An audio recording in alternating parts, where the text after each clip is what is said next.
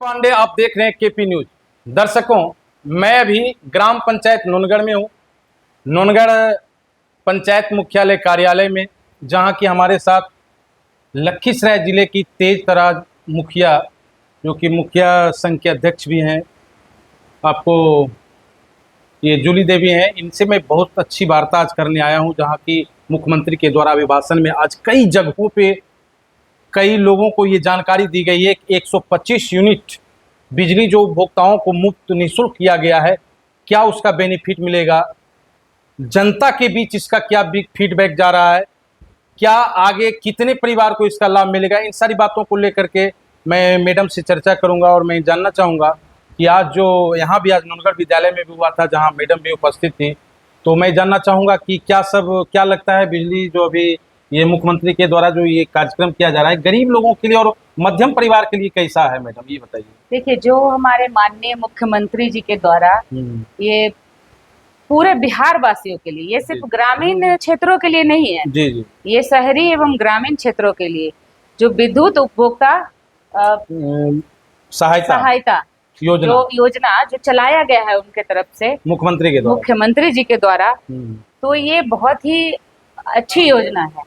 और हमारे माननीय मुख्यमंत्री जी के द्वारा जो बताया गया कि 125 यूनिट बिजली मुफ्त दी जाएगी, तो एक नॉर्मल परिवार 125 यूनिट से मेरे ख्याल से उससे ज़्यादा यूज नहीं करते होंगे, और अगर करेंगे भी तो उनका चार्ज बहुत थोड़ा सा 125 कटने के बाद लगेगा। 125 यूनिट नॉर्मल राशि लगेगी, जो नॉर्मल सी राशि, अगर 2 यूनिट ज्यादा हो गया, 4 यूनिट ज्यादा हो गया, तो बस उतना ही लगेगा और 125 यूनिट का बिल नहीं लगेगा। आज जो कार्यक्रम आज आपके यहाँ भी था विद्यालय में, तो जो आम लोग का अभिभाषण, जो मुख्यमंत्री का अभिभाषण था, मुख्यमंत्री क्या सब जानकारी दे रहे थे?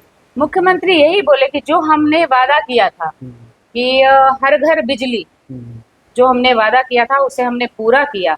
और सच में ये आप देख रहे हैं कि बिजली की जो हमारे पूरे बिहार में पहले और अब में तो स्थिति काफी अच्छी है। जी जी। और अब तो और ज्यादा जो हमारे निचले तबके के जो भी लोग थे, जो कमाने खाने वाले लोग थे, जिनको की बिजली बिल से निजात मिल गया, तो ये बहुत ही खुशी की बात है।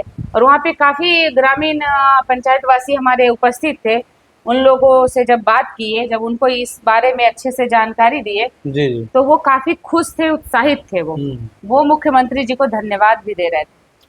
चलिए, इससे बताया जा रहा है कि 1,89,00,000 परिवार को पूरे बिहार में लाभ मिलेगा। इसको छोड़ करके और 2 दिन पहले ही मुख्यमंत्री के द्वारा आपको 6 तरह का पेंशन योजना है मैडम, 6 तरह का। जी हाँ। 6 तरह के पेंशन योजना में रामगढ़ चौक प्रखंड के, जिस प्रखंड में मैं बैठा हुआ हूँ, वहाँ के 8,000 पेंशन धारियों को 1100 रुपये का दूसरा किस्त भी चला गया है, जिसका भी अभिभाषण मुख्यमंत्री के द्वारा किया गया है।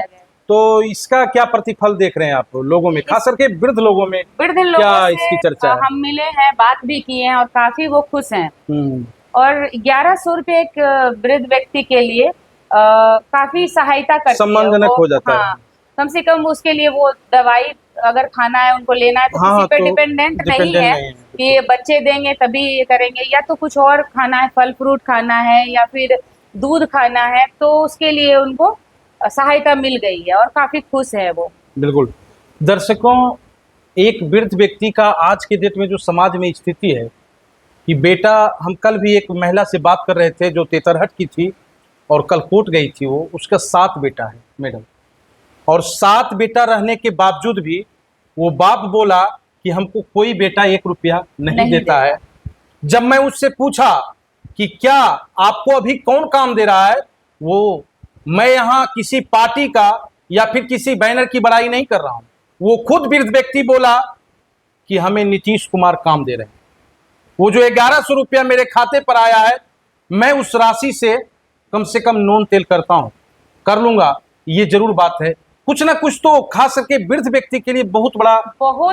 400 रुपया और 1100 बढ़ाकर कर दी गई, तो उन लोगों में काफी मतलब होता है ना कि उनका एज और बढ़ गया, खुशी से उनका एज बढ़ गया, खुश दिखते हैं, मनोबल उनका बढ़ गया, जीने का एक तरीका लगा कि नहीं, चलिए अब हम जी लेंगे। जीने का। 1100 रुपया बढ़ा, राशि में बढ़ा है। हाँ। और कई तरह की बात की जा रही है जो अभी देखिए आजकल क्या हो गया है ना, सब लोग अपने अपने जीवन में व्यस्त हो गए हैं।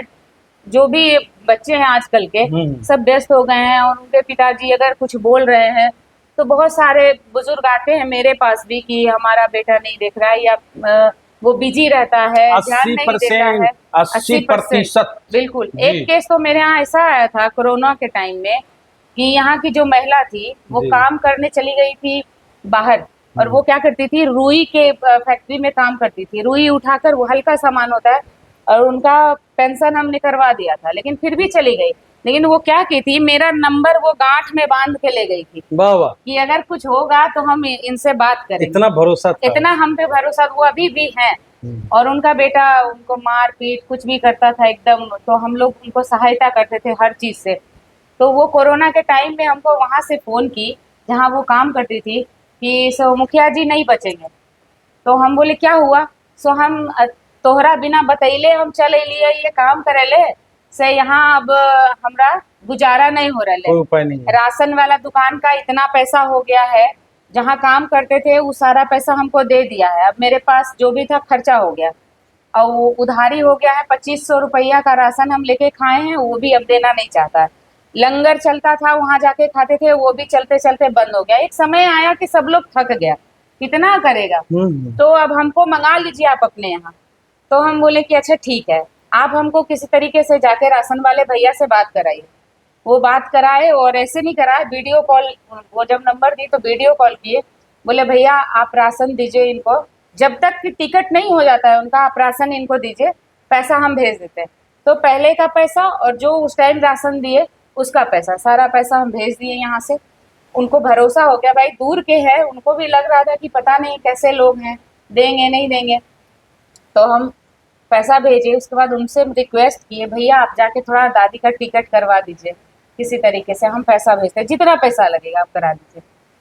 तो वो इतने अच्छे व्यक्ति थे, बोले ठीक है मैडम, आप बहुत अच्छे हैं, ऐसे ऐसे करके वो कि हम जा रहे हैं।